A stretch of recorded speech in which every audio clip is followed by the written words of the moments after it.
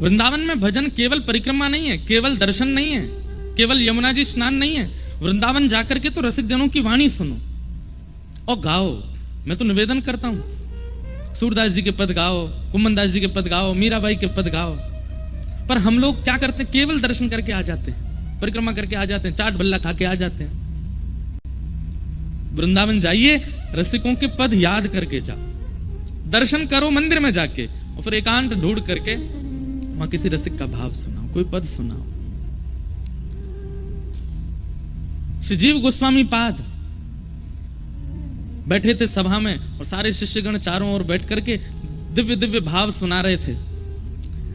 तभी एक रसिक बैठा था और उसने ये पद सुनाया, देख बिकाई गई वह मूरत, सूरत माही पगी, सखी हूं श्याम रंग रंगी। अर्थ समझ रहे हैं? कुछ सखी कह रही है कि मुंह पे तो कृष्ण रंग चढ़ गया है, और जब से मैंने श्याम सुंदर देखे तब से मैं ऐसी बिक गई हूं कि अगर श्याम सुंदर जीऊं, श्याम सुंदर कहें तो मरूं, श्याम सुंदर कहें तो पीऊं, ऐसी उनकी आदि है गई हूं। जीव गोस्वामी पाद के नेत्र बंद थे और जैसे ही उन्होंने ये पद श्रवण किया तुरंत बोल उठे। सब लोग इधर देखो, सावधानी से कथा सुनो। जीव गोस्वामी बोले, ये पद जो लिख रहा है ना, वो अपनी बीती बोल रहा है।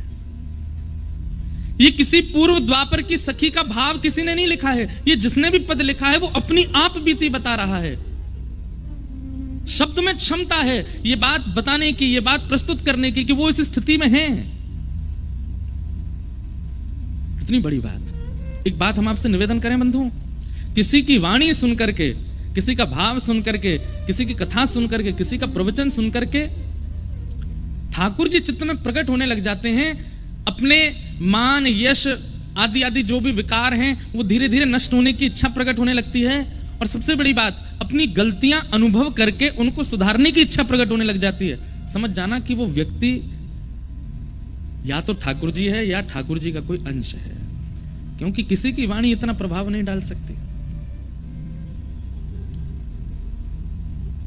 लाख लोग कहते रहते हैं पर आप पर असर नहीं होता, लेकिन एक व्यक्ति का कुछ भाव कह दिया जाता है, आप तुरंत छोड़ने पर राजी हो जाते हैं, अपने विकारों को बदलने पर राजी हो जाते हैं, अपने स्वभाव को।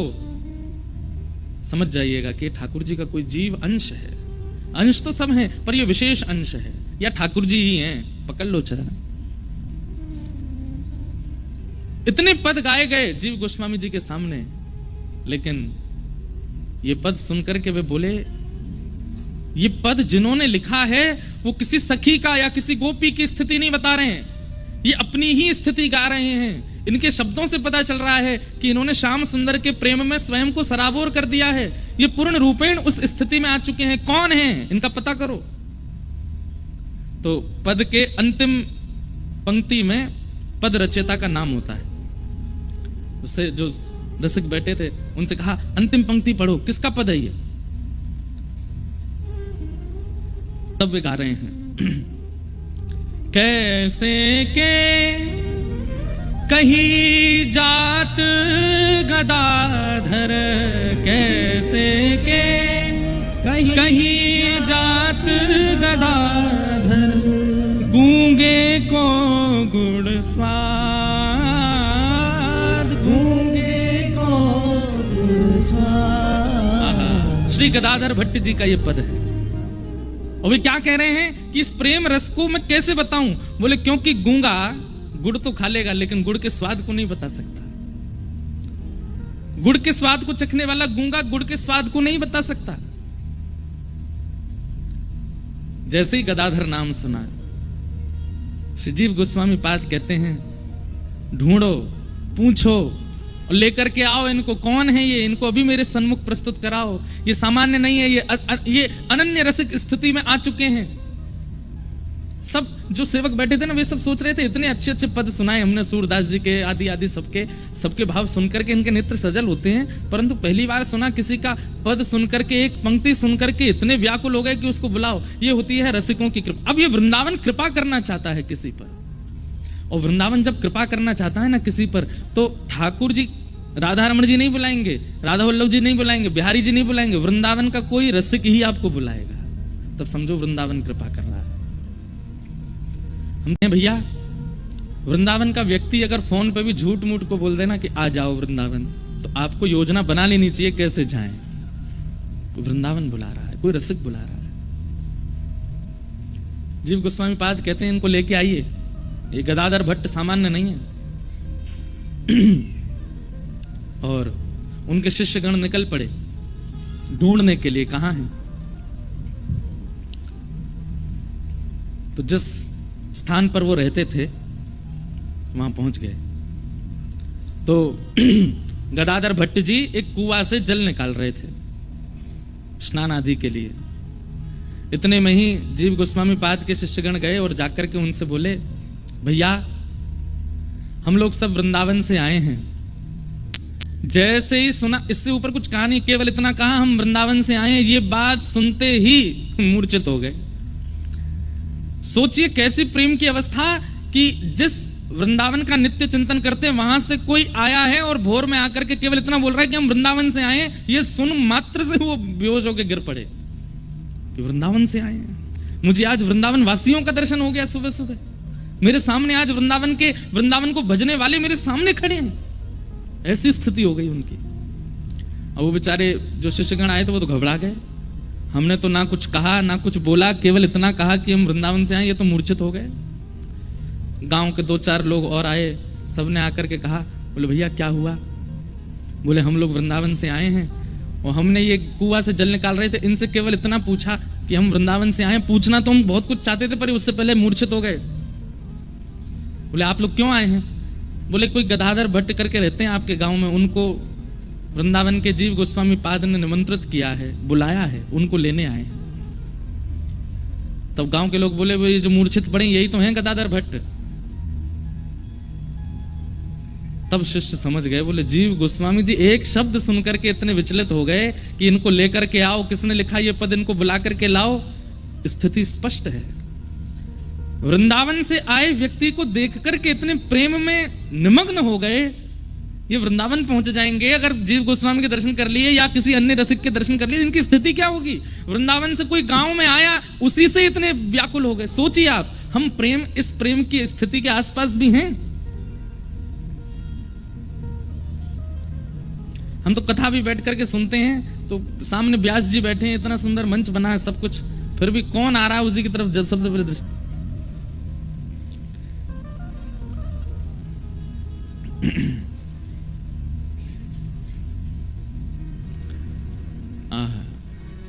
सबने उन पे जल छिड़काव किया मुख पर, और जल का छिड़काव करके जब होश आया तब उन्होंने तुरंत कहा, बोले आप लोग वृंदावन से आए हैं? बोले जी। बोले मैं आपके चरण स्पर्श करूं? बोले आप ऐसा मत करो, आपकी स्थिति इतनी ऊंची है। हमारे गुरुदेव श्री जीव गोस्वामी पाद, आपका एक रचित पद हमने एक पंक्ति सुनाई, वो सुनते ही इतने व्याकुल हो गए। बोले अभी इनको लेकर के आओ, आपको वृंदावन बुलाया। जन कितनी बार मूर्छित हो गए इस बात को सुनकर के। एक तो वृंदावन के जनों का दर्शन हो गया, दूसरा वृंदावन में व्यवस्थित इतनी उच्च कोटि के रसिक मुझे बुला रहे हैं वृंदावन। किसी ने भगवान से पूछा कि आपका परिचय तो सारे वेद पुराणों में लिखा है, लेकिन आप जिन भक्तों से प्रेम करते हो उनका परिचय कहीं नहीं लिखा। ठाकुर जी बोले उनका परिचय मैं देता हूं। और स्वयं श्री कृष्ण अपने भक्तों का परिचय दे रहे हैं कि वाग्गद्गदा द्रवते यस्य चित्तम रुदत्य भिक्षणम हसति क्वचिच्च विलज्ज उद्गायत नृत्यते च मद्भक्ति युक्तो भुवनम पुनातु। इनमें से एक गुण भी अगर आपके अंदर हो तो मानिएगा कि हाँ हम कुछ हैं। भगवान कहते हैं मेरे भक्तों के लक्षण क्या? बोले वाग गदगदा द्रवते यस्य चित्तम, मेरा स्मरण होते ही, मेरी कथा सुनते ही जिसकी वाणी गदगद हो जाती हो, जिसका चित्त आनंद से परिपूर्ण हो जाता हो। गदगद हृदय कैसा होता है पता है? व्यक्ति जब बहुत गदगद होता है, बहुत आनंद में होता है, बोलना कुछ चाहता है, निकलता कुछ है, वो करना कुछ चाहता है, होता कुछ है। इसको कहते हैं गदगद हृदय। पर हम जो चाहते हैं वो हमसे हो जाता है, इसलिए हम गदगद नहीं है। गदगद हृदय कैसा होता है? चरण रखोगे कहीं, जाएगा कहीं। करेंगे कुछ, होगा कुछ। चाहते तुम्हें हंसना पर निकलेंगे आंसू। इसको कहते हैं गदगद हृदय। ये कब होते हैं हम? जब होते हैं जब हमारे घर के बालक घोड़ी पे बैठ गए, आहा दुल्हा बन गए, गदगद हो जाते हैं। गदगद हृदय में क्या होता है? भूख नहीं लगती, प्यास नहीं लगती, नींद नहीं आती, थकान नहीं होती, शरीर में एक विचित्र सी ऊर्जा आ जाती है। हमारे लिए वृंदावन के प्रति कभी नहीं होता। ये सब तो व्यवहार में हमारे संग खूब होता है। ठाकुर जी कहते हैं मेरी कथा सुनते ही उसका चित्त गदगद हो जाता हो, वाणी गदगद हो जाती हो, चित्त गदगद हो जाता हो। और दूसरा क्या कहते हैं? द्रवते यस्य चित्तम, एक क्षण के लिए गदगद हुआ और दूसरे क्षण में ही अत्यंत विरह उसके चित्त में आ गया। क्यों? कि अभी ये तो मैं कथा सुन रहा हूं, ये तो विश्राम हो जाएगी 2-4 दिन में, फिर मैं कैसे रहूंगा? इस अवस्था का विचार करके वो व्याकुल हो जाए। वाग गदगदा द्रवते यस्य चित्तम। और फिर भगवान कहते हैं रुदत्य भिक्षणम, उसके नेत्र मेरी याद में सदा भीगे रहते हैं। लेकिन नेत्र तो भीगे रहते हैं, मुखमंडल मलिन नहीं होता, मुखमंडल दुखी नहीं होता, नेत्र भीगे और मुख पर मुस्कान। रुदत्य भिक्षणम हसती क्वचिच्च। कभी देखा ऐसा? हाँ देखा होगा। संसार व्यवहार में ये सब होता है हमारे साथ, ठाकुर जी के लिए नहीं होता। रुदत्य भिक्षणम हसती क्वचिच्च। और ठाकुर जी क्या कहते हैं? बोले विलज्ज उद्गायत नृत्यते च।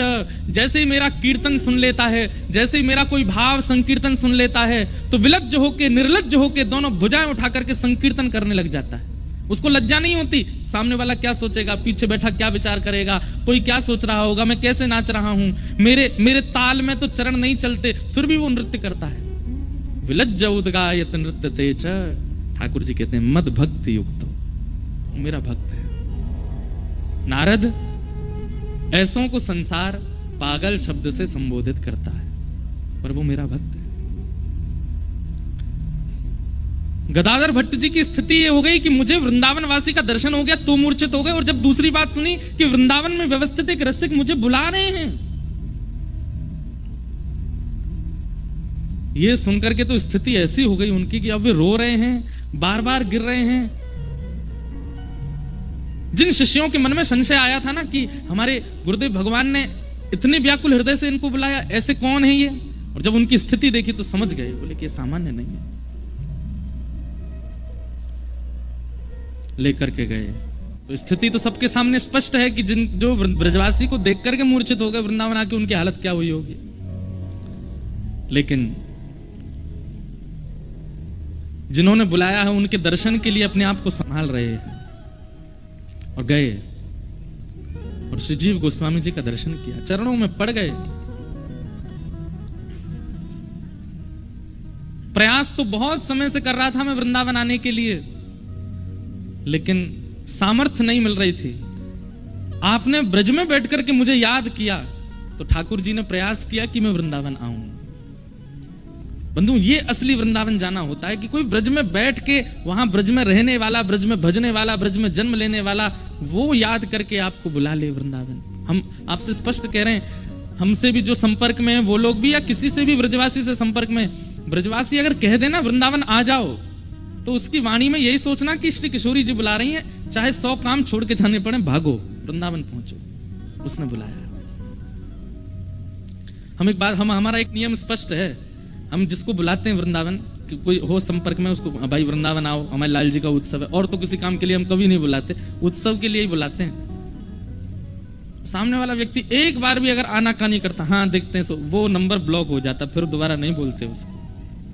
एक बार में नहीं आया तो भैया बार बार नहीं बोलना है। इसलिए ब्रजवासी कभी बुलावे तो उस पर विचार मत कीजिए। आपको करोड़ों का काम हो रहा हो, दौड़ पड़ो, होके आओ। भले ही गए और मिले, तुरंत आ गए, दर्शन भी नहीं किए, तो भी वृंदावन प्रवेश करके तो आओ। आ गए गदाधर जी। सनातन गोस्वामी बोले बैठो सामने।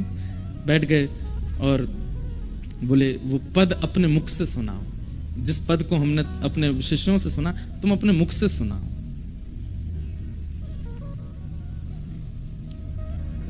और तब श्री गदाधर जी ने सामने वो पद गाया, सखी हूं श्याम रंग रंगी देख बिकाए गई वह मूरति, सूरत माही पगी, सखी हूँ श्याम रंग रंगी। संग होते अपने अपनों सपनों सो, सोई रही रस खोई। जागे हूँ अंग जागे हूँ आगे, दृष्टि परे सखी ने कुना न्यारो होए। सखी के भाव का वर्णन कर रहे हैं। एक सखी सोई है और सोते सोते उसको ठाकुर जी का दर्शन हो रहा है। कैसा दर्शन हो रहा है? गैया चराने ठाकुर जी जा रहे हैं और जब गौचारण करने के लिए जा रहे हैं, श्रीमद् भागवत जी में ठाकुर जी की गौचारण स्वरूप का इतना सुंदर वर्णन है, कोई चित्रकार बनाए ठाकुर जी की ऐसी छवि।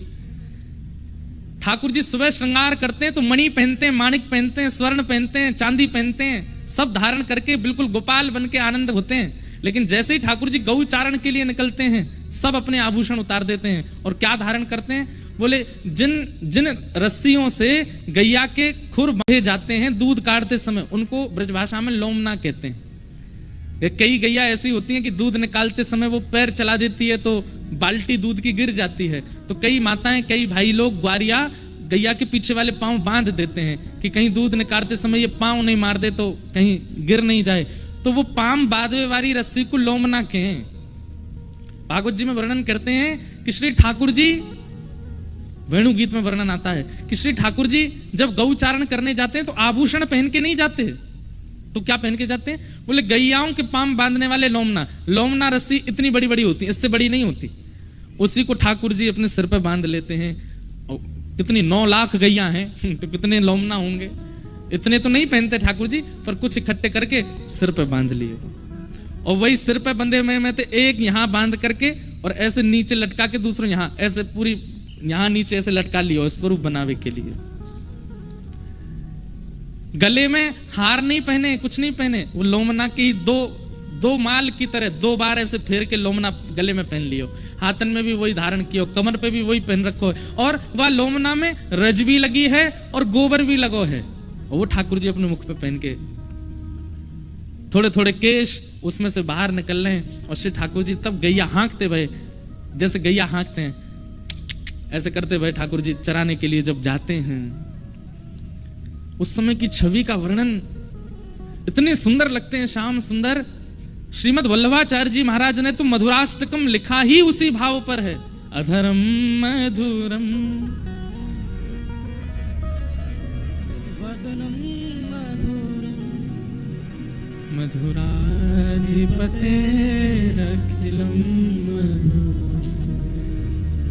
हसितम मधुरम चलितम मधुरम वमितम मधुरम समितम मधुरम मधुराधिपते अखिलम मधुराधिपते अखिलम। ऐसे लगते श्याम सुंदर।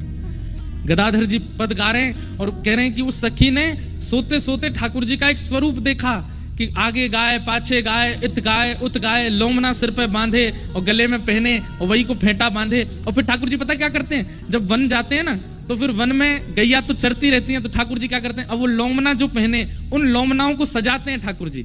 जैसे एक लोमना ऐसे बांध के 2 बार घुमा दिया तो 2 पट्टी आ गई। अब कहीं से गुलाबी पुष्प लेंगे उसमें खोस लेंगे, कहीं से पीले पुष्प लेंगे उनको लगा लेंगे। ठाकुर जी अपना खुद श्रृंगार करते हैं वन में जाकर मन लगाने के लिए। क्या करें, 2-3 घंटा गैया तो चरती रहेंगी, ठाकुर जी क्या करें, तो कहीं से घास ले लेंगे उसको ऐसे सजा लेंगे, कहीं पे पुष्प लगा लेंगे, विविध विविध प्रकार के रंगीन पुष्पों से एक सुंदर मुकुट जैसा बना लेते हैं। उन्हीं पुष्पों को गोबर से, अब कोई फेविकॉल फेविक्विक तो है नहीं ठाकुर जी के पास, लोमना से कैसे चिपके, तो गोबर की छोटी छोटी बत्ती बना लेते हैं और पुष्प लेकर के गोबर से चिपका लेते हैं, अपने एक गले का हार बना लेते हैं। ऐसे यहां बांधी भई उनमें ऊपर से डाल लेते हैं। इस प्रकार ठाकुर जी वनमाली अपना स्वरूप धारण कर लेते हैं। उस सखी को वही स्वरूप दिख रहा है ठाकुर जी का, और उस स्वरूप को देखते देखते स्वप्न में जैसे ही व्याकुल हुई और व्याकुल स्वप्न से जैसे ही उठ के बैठी, तभी क्या देखती है कि उसके कक्ष की खिड़की खुली है और ठाकुर जी ठीक वैसे ही श्रृंगार में है जैसा उसने स्वप्न में देखा, और गैया चराते हुए वहां से निकल रहे हैं। हाँ। संग हो तो अपनों सपनों सो सोई रही रस खोई, जागे हुआ आगे दृष्टि परे सखी ने कुन न्यारो होई। ऐसा कह रही है कि एक चीज तो अलग होती सपने से, जैसा सपने में देखा वैसे ही थे बिल्कुल सामने। इसीलिए मैं कहता हूं कि ठाकुर जी का स्वप्न दर्शन मानिएगा कि वो प्रत्यक्ष दर्शन। स्वप्न में ठाकुर जी दिखते नहीं। एक बहन मेरे को शायद कल ही उन्होंने पत्र दिया था, वो अगर बैठी हो यहाँ पे, उनको स्वप्न में ठाकुर जी का दर्शन हुआ। उन्होंने लिखा कि मुझे साक्षात प्रिया प्रियतम के दर्शन हुए। मैंने पुनः दर्शन की जब इच्छा प्रकट की तो बहुत वर्षों तक ठाकुर जी दिखे नहीं। एक दिन ठाकुर जी नहीं दिखे, लेकिन स्वर सुनाई दिया स्वप्न में, क्या कि पहले राग दोष जो तुम्हारे चित्त में उसको नष्ट करो, तब आऊंगा। तो उन्होंने कहा, महाराज जी मुझे पता है कि मैं अपने घर के एक सदस्य के प्रति मेरा द्वेष भाव है। क्यों? उस व्यक्ति ने मेरे साथ बहुत बुरा किया है। वो जब जब मुझे दिखता है मुझे उससे राग द्वेष होता है, मुझे उसके प्रति ईर्ष्या होती है, जो भी उन्होंने लिखा। अब मैं क्या करूं, कैसे करूं? मुझे कभी कभी अपराध लगता है कि ठाकुर जी कह रहे हैं और फिर भी मैं वो द्वेष नष्ट नहीं कर पा रही। हमारी एक बात सुनिएगा बहन, आप कितनी सौभाग्यशाली हो कि आपको स्वप्न में प्रिया प्रियतम दिखे। क्या वो व्यक्ति और क्या उस व्यक्ति के प्रति जो आपका द्वेष है वो ठाकुर जी से बड़ा है? क्या वो इतना बड़ा है? या उसने जो संकट या जो कष्ट आपको दिया, क्या वो मीराबाई के कष्ट से भी बड़ा है? क्या वो करमेती बाई के कष्ट से भी बड़ा है? क्या वो रामदास बोढ़ाना की जो पिटाई करी पुजारियों ने उससे बड़ा है? आपका सौभाग्य है कि ठाकुर जी आपको स्वप्न में मिले हैं। हमारे शास्त्र प्रमाण देते हैं, ब्रज के रसिक संत प्रमाण देते हैं कि स्वप्न में दर्शन मिल गया, इसका मतलब प्रत्यक्ष कुछ ही दूर है आपसे। बस प्रतीक्षा करो, प्रत्यक्ष होगा। और चलिए मान लीजिए कि स्वप्न में दर्शन देके ठाकुर जी अंतर ध्यान हो गए, वर्षों तक नहीं मिले, आपने बार बार प्रार्थना की, ठाकुर जी नहीं आते, बोलते ही नहीं, लेकिन ठाकुर जी चाहते हैं आपसे मिलना, इसीलिए तो बोल रहे हैं कि राग द्वेष खत्म करो, और फिर भी आप उस द्वेष को नहीं नष्ट कर पा रहे। इसका मतलब वो व्यक्ति बड़ा है आपके लिए ठाकुर जी से, वो द्वेष इतना, ईगो इतना ज्यादा बड़ा है, या आपके साथ जो भी कुछ हुआ वो इतना बड़ा हो सकता है। आपका निजी भाव है, वो कितना कुछ उसने किया वो तो भगवान जाने, पर हमारे लिए तो ठाकुर जी से बड़ा तो कुछ नहीं। अरे भैया, ठाकुर जी को कहना ही क्यों पड़ रहा है स्वप्न में कि राग द्वेष खत्म करो? और कह दिया है तो इस पर उसी समय अमल कीजिए, नहीं किया अब कीजिए। ये सौभाग्य की बात है कि ठाकुर जी दिख रहे हैं, नहीं तो भूत दिखते हैं लोगों को सपने में, प्रेत दिखते हैं लोगों को सपने में, वासनाएं दिखती हैं लोगों को सपने में, दुर्विचार दिखते हैं, दुर्व्यवहार दिखते हैं, ठाकुर जी नहीं दिखते। इसलिए मैं कहता हूं, स्वप्न में यदि अनुभव हुआ है तो उठ करके अपनी कमर थपथपाइएगा, बोले बेटा आप तो दूर नहीं है प्रत्यक्ष से, स्वप्न में दिख गए। बस किसी को बोलिएगा नहीं, जाके बताइएगा नहीं, डंडोरा मत पीटिएगा, गुरुजनों से कह सकते हो। तो वो सखी कह रही है, जागे हूं आगे दृष्टि परे सखी नैकुन न्यारो हुई। कुछ तो अलग होते, वैसे ही हैं जैसे मुझे स्वप्न में दिखे। सखी हूं श्याम रंग रंगी। गदाधर भट्टी जी गा रहे हैं और श्री सामने बैठे हुए जीव गोस्वामी पाद इतने आनंद में भर रहे हैं। आपके लिए सामान्य शब्द होंगे, एक पद जैसा होगा, पर जीव गोस्वामी को ये लग रहा है कि ये जो सामने बैठा है ये सामान्य नहीं है, ये वही सखी है जिसके बारे में ये गा रहा है। और फिर क्या कह रहे हैं? एक जो मेरी अखियन में निश घोष रयो कर भो, गाय चरावन जात सुनो सखी, गाय चरावत जात सुनो सखी, सौंधे कन्हैया को। आहा, कितनी ऊंची बात, ध्यान से सुनो। वो सखी कह रही है, जैसी जगी है, इधर देखो सब लोग, इधर देखो, जैसे ही जगी तो जग करके देखती है कि जो स्वप्न में देखे वही सामने है। तभी वो एक सखी को बोलती है जो उसके पास ही सोई थी, अरे देख सामने कृष्ण खड़े हैं, देख सामने कृष्ण खड़े हैं। तब वो सखी उठ करके बैठती है और बोलती है, कोई कृष्ण नहीं, कन्हैया तो गैया चरावे गयो है। तो वो सखी कह रही, अरे गैया चराने नहीं गए, गए तो थे लेकिन यहीं रुक गए, देखो सामने खड़े खिड़की पे। दूसरी सखी कहे, अरे मैंने जाते भाई अपनी आंखन ते देखो, वो भी गैया चरावे गए है। तभी वो सखी उठती है और उठ करके बाहर एक सखा को पकड़ती है, ठाकुर जी को, और बोलती है, अरे यूं बता कन्हैया कहाँ है? और कन्हैया तो गैया चरावे गए है, देख वंशी की धुन सुनाई दे रही है, अभी टेर बज रही है, मतलब लाला गैया चरा रहा है। तो वो सखी कह रही है कि ठाकुर जी सच में गैया चराने गए, तो फिर ये खिड़की पे खड़े हैं, जे कौन है? आहा, एक जो मेरे अखियन निशी घोष रहो कर मौन, ये मौन मेरी आंखन के सामने खड़ा है, और फिर मैं सुन कह रही हूं, गाय चरावन जात सुनो सकी सौंधे कन्हैया कौन? असली कन्हैया है कौन सो? अलग स्थिति का वर्णन है। कासो कहो कौन पतियावे, कासो कहो कौन पतियावे, कौन करे बकवाद, कौन करे बकवाद। सब जगह जाके पूछती है, अपनी बात पर प्रमाण ले रही है कि कन्हैया कहाँ है। सब कह रहे हैं कि वो तो गैया चरावे गए, और वो सबको लग कहती मेरी खिड़की पे खड़ा है। सब उसको पागल कहते हैं, हंस जाते हैं वहां से, अरे तू ऐसी है, 24 घंटा वही को चिंतन करे, या हमारे तो वही सब जगह दिखाई देवे। लेकिन वो जाकर के जब स्पर्श करती है तो उसको स्पर्श भी होते हैं, ठाकुर जी हंस भी जाते हैं। वो गाल पकड़ती है, ठाकुर जी का स्पर्श हो जाता है, और सब कह रहे हैं कि ठाकुर जी तो है नहीं, वो तो गैया चरावे गए। कैसे के कही जात गदाधर, कैसे के कही जात गदाधर, गूंगे को गुड़ स्वाद, गूंगे को गुड़ स्वाद। यही होता है, कृष्ण मिल जाएंगे तो ऐसे हो जाओगे, गुड़ तो खा रहे हो पर गूंगे हो जाओगे, बता नहीं पाओगे किसी को, बताने जाओगे या कहेंगे पागल है वो, बावड़ो है वो भैया। और पूरे ब्रज ने उस सखी को बावड़ा घोषित कर दिया, पागल घोषित कर दिया, ये तो बावड़ी है। सब सखियां नंद भवन जाती हैं कृष्ण का दर्शन करने, और उससे कहती हैं तू भी चल। वो कहती मैं क्या जाऊंगी, तू खिड़की पे बैठो है, तू तो बावड़ी है। अरे नंद नंदन वहां डोल रहे हैं नंद भवन में, अरे तुम्हारे काज डोलने मेरे काज तो ये बैठे। कोई सखी कहती है अरे चल यमुना तट पर रास बिहार है, रो है, हम भी चलें। अरे तू जा रास कर ले, अभी अभी भोजन पाके कन्हैया तो मेरे बिस्तर पे सोया है, कहाँ है जे सो रो। सब कहें तू तो बावड़ी है, वहां रास चल रहा तू यहीं बैठी है। ऐसी स्थिति एक गोपी का वर्णन कर रहे थे श्री गदाधर जी। जीव गोस्वामी बोले ये कैसे संभव हो सकता है? तुम कभी वृंदावन रहे नहीं, किसी रसिक ने तुम पर हाथ रखा नहीं, किसी की कृपा तुम पर हुई नहीं, तुम कैसे इस भाव में प्रवेश कर सकते हो? गदाधर जी को प्रति आश्चर्य कर रहे हैं। तुम कभी वृंदावन रहे नहीं, कभी नाम जप किया नहीं, कभी तुम पर कोई कृपा हुई नहीं, तब ये भाव तुम्हारे चित्त में कैसे प्रकट हुआ गदाधर? तो गदाधर जी थोड़े मुस्कुराए और अंतिम वो पद की अंतिम पंक्ति फिर गाने लगे। कैसे के कही जात गदाधर, गूंगे को गुण स्वाद। मैं कैसे बताऊं ये कृपा मुझ पर कहां से कैसे कौन करता है, मुझे नहीं पता।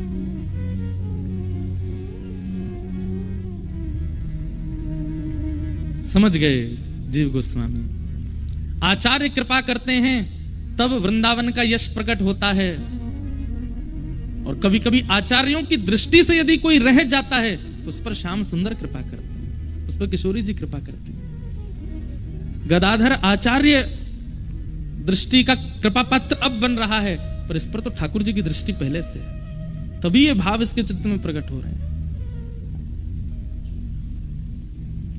अच्छा एक बात हम कहें, मान लीजिए कि आप पर आचार्य दृष्टि नहीं पड़ी, गुरु दृष्टि नहीं पड़ी, तो फिर कृपा कैसे होगी? ठाकुर जी की दृष्टि तो पढ़ने से रही। हमारी एक बात को लिख लीजिएगा, ठाकुर जी की दृष्टि एक पे पड़ती है, जिस और कुछ नहीं देखते ठाकुर जी, बस एक गुण देखते हैं, दैन्यता। जितनी दैन्यता, जितनी सरलता, जितनी सहजता, जितना भोलापन, जितना सीधापन आपके अंदर है, उतनी जल्दी दृष्टि ठाकुर जी की आप पे। जितने चतुर, जितने व्याकुल, जितने विचलित हम हैं, उतने ठाकुर जी से दूर हैं। इस कथाओं से, सत्संगों से बंधुओं एक चीज का निर्माण करो, आप भजन करते हो, साधन करते हो, नाम जप करते हो, कथा सुनते हो, परिक्रमा करते हो, इन सबसे संसार ना मांग करके एक बार किशोरी जी से कहो कि हे किशोरी जी, किशोरी मोहे अपनों ही कर लीजिए, किशोरी मोहे, ऐसे बन जाओ, तब ठाकुर जी की, तब बिना आचार्य की कृपा हो जाएगी।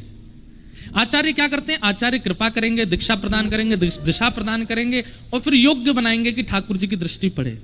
लेकिन अगर कोई पहले से ही इतना सरल, सहज और मृदुभाषी हो जाए तो आचार्य, एक नियम क्या है, आचार्य के पास जाओ तो आचार्य पकड़ के ठाकुर जी के सन्मुख रखेंगे।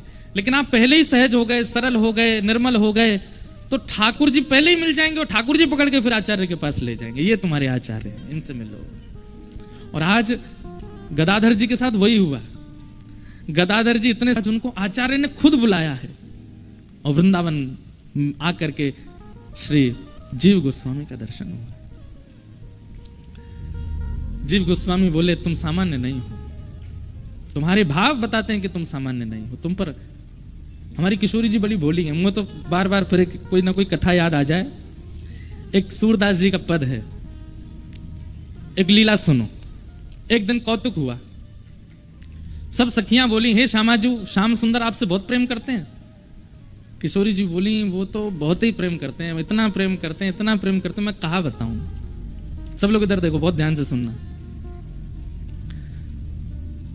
लेकिन ये सखियां जो है ना, ये पूरे दिन ठाकुर जी को छेड़ती रहती हैं, इनके पास और कोई काम नहीं है। किशोरी जी इनको मना करते हैं, अरे मत करो ऐसे, बेचारे भोले हैं। बोले तुम्हें ना पता, भोले से दिखे, पेट में 1.5 हाथ की दाढ़ी है इनके, हम सब जाने ना।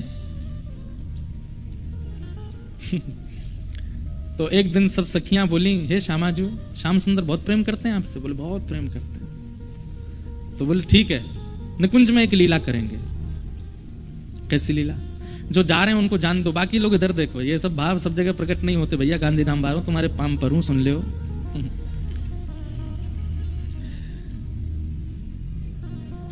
तो ललिता विशाखा आदि इन सब ने एक योजना बनाई। बोले आज एक काम करेंगे। बोले क्या? किशोरी जी जितनी सुंदर है ना, उतनी ही सुंदर सारी सखियां हैं। वो तो श्रृंगार किशोरी जी का विशेष होता है, इसलिए पता चलता है कि ये ललिता जी, विशाखा जी, ये ऐसे सब। अगर एक सा पोशाक और एक सी श्रृंगार सब धारण कर लें तो कोई पहचान नहीं पाएगा कि इनमें किशोरी जी कौन है। तो आज ललिता विशाखा ने एक लीला करी।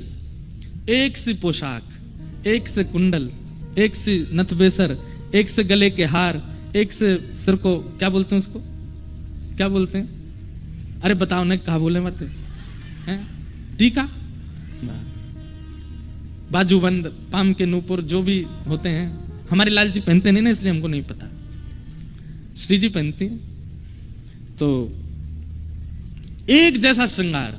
किशोरी जी बोली आज कहां कौतुक कर। बोले आप तो चुप रहो बिल्कुल, आज एक जैसा श्रृंगार होगा, एक जैसी माला, एक जैसे कुंडल, एक जैसे काजल, एक जैसी लालिमा, एक जैसा सब कछु। और आज श्याम सुंदर कुंज में आएंगे तब हम उनसे पूछेंगे बताओ हम में से राधा रानी कौन है। किशोरी, अरे ऐसे मत करो, बेचारे बड़े भोले हैं, एक से सब देखेंगे पहचान नहीं पाएंगे, और नहीं पहचान पाएंगे तो मुंह को कष्ट होएगा। तो सखियां बोली आप भी जानती तो होगी वो पहचान नहीं पाएंगे। नहीं नहीं, अब वो तो मुझे पता है कि वो पहचान तो जाएंगे, लेकिन कहीं तुम सबरी बड़ी उद्यमी हो, कहीं ऐसा श्रृंगार कर लियो, कहीं कोई और पे दृष्टि चली गई और फिर मुझे बड़ा श्रम है जाएगा। ललिता विशाखा बोली श्रम नहीं होगा, बल्कि स्पष्ट है जाएगी बात। ये जो आपके मन में इतना भ्रम है ना कि श्याम सुंदर बहुत प्रेम करें, अरे भाई प्रेम करें तो पहचान जाएंगे। किशोरी जी बोले अब तुम्हारी जैसी राजी हो तुम करो। सब ने एक जैसा श्रृंगार किया। महाराज श्याम सुंदर की तो कहा चले, ललिता विशाखा नहीं पहचान पा रही है कि सबन में राधा रानी कौन सी है। इंदु लेखा के पास गई और जाके बोली हे श्यामाजू, अरे मैं श्यामाजू नहीं, मैं इंदु हूँ। श्यामा जी कौन से? फिर वो हाथ खड़ो कर रही, मैं हूं यहाँ पे, यहाँ। ऐसी सबरी एक सी बन गई कि आपस में नहीं पहचान पा रही है किशोरी जी कौन सी है। आज सबरी सखी बड़ी प्रसन्न, बोले आज श्याम सुंदर को पता चलेगी, ये बहुत अपना प्रेम प्रेम बता में। किशोरी जी के पास जाकर के सब सखी बोली तुम्हारे हाथ जोड़े, तुम्हारे पाम पूजे, और तुम्हें हम सबकी सौगंध है। बोले कहा आप कुछ ना कुछ ऐसा करोगी कि उनको पता चल जाएगा कि आप किशोरी जी हो, इसलिए आपसे हमारी प्रार्थना है आप अपने मन से कुछ भी नहीं करोगी। और सबसे आगे विशाखा जी खड़ी हो गई, मैं जैसे करूंगी मुंह देखती नहीं हूं, मैं जहां देखूं वहीं देखना है, मैं जैसे बोलूं वैसे बोलना है, मैं जब बैठूं वैसे बैठना है, मैं जब चलूं तब चलना है, मैं जो करूं वही करना है आपको। इतनी भोली हैं श्री जी, इतनी सीधी हैं, ठीक है कर लूंगी। प्रसन्न भी हैं सारी गोपियां, लेकिन चिंता भी हो रही है मन में कि कहीं श्याम सुंदर पहचान नहीं जाए कि कौन सी है किशोरी जी। आहा, शाम की बेला हुई, ठाकुर जी बढ़िया सुंदर कटकाचनी पहन करके, मुकुट धारण करके, सुंदर श्रृंगार गलमाला पहन करके और कानन में बढ़िया मकराकृत कुंडल धारण करके वंशी बजाते भय निकुंज में जैसे ही आए। निकुंज में प्रवेश करके जैसे नेत्र खोल करके देखे, आज तो भैया 9 राधा रानी खड़ी हैं सामने, अष्ट सखी और किशोरी जी। ठाकुर जी बोले, जे का भैया ये सबरी किशोरी जी कैसे बन गई?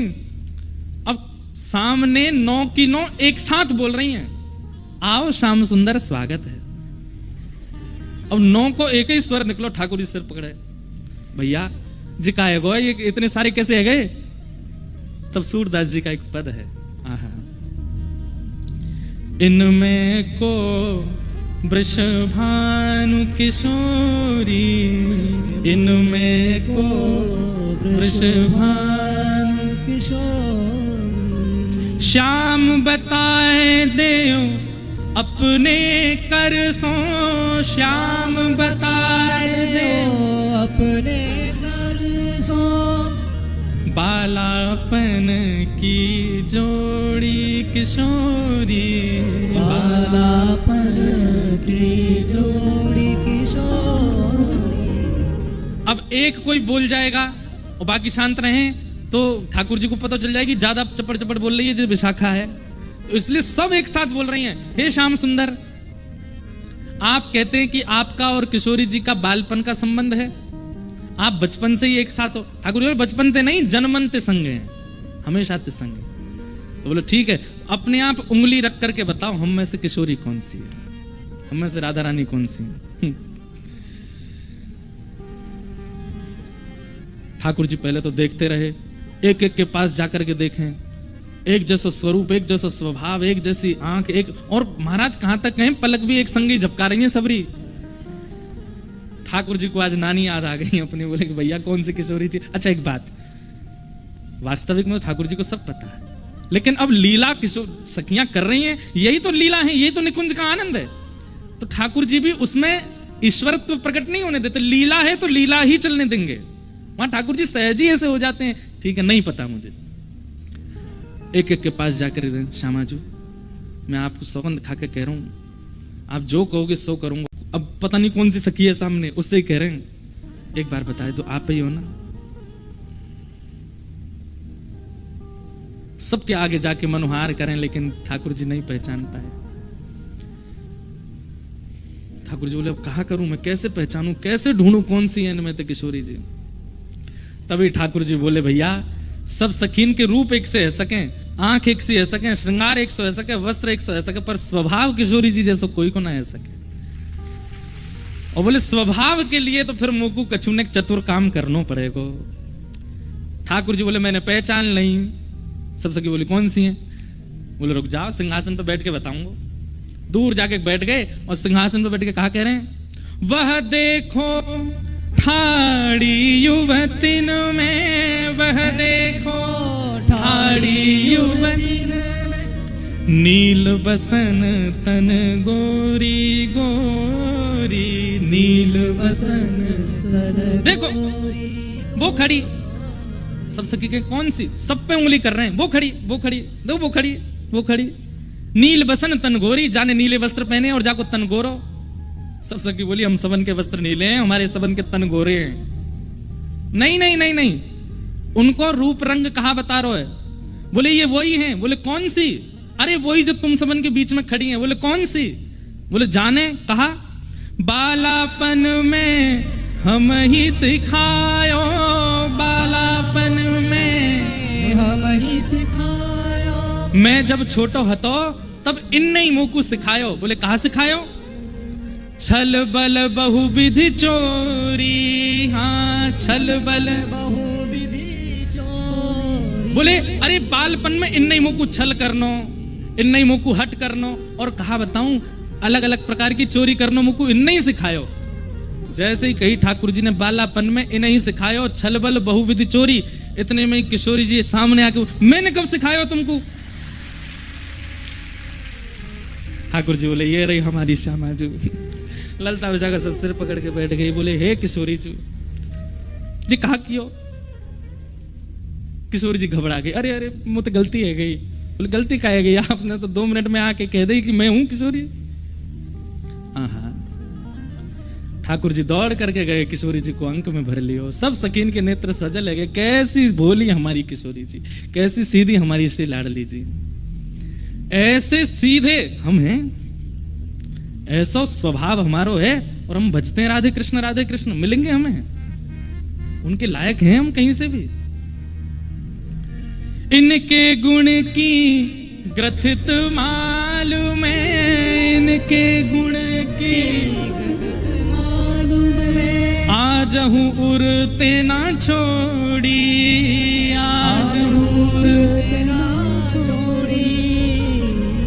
सूरदास प्रभु तिहरे मिलन को, सूरदास प्रभु तिहरे मिलन को। जैसे पाट की डोरी, जैसे पाट की डोरी।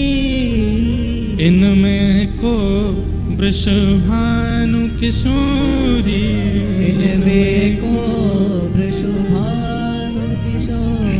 बोल वृषभानु दुलारी की। ऐसी हमारी किशोरी जी हैं, ऐसी हमारी लाडली जी हैं। हम वह सरलता, सहजता, सौम्यता, प्रसन्नता की बिंदु भी नहीं है, हमें कैसे मिल जाएंगे ठाकुर जी? इसीलिए हमें आचार्यों की आवश्यकता, इसीलिए हमें गुरुओं की आवश्यकता, इसलिए हमें कथाओं।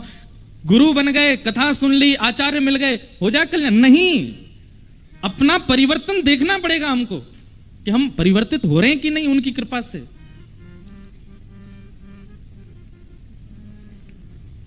और आज श्रीजीव गोस्वामी पाद की कृपा हो गई गदाधर जी पर। किस वजह से? क्योंकि उनका स्वभाव वो ठाकुर जी को प्रिय लग गया था, इसलिए बिना आचार्य के ही उनके चित्त में ऐसा प्रेम प्रकट हो गया, और आज आ गए वृंदावन।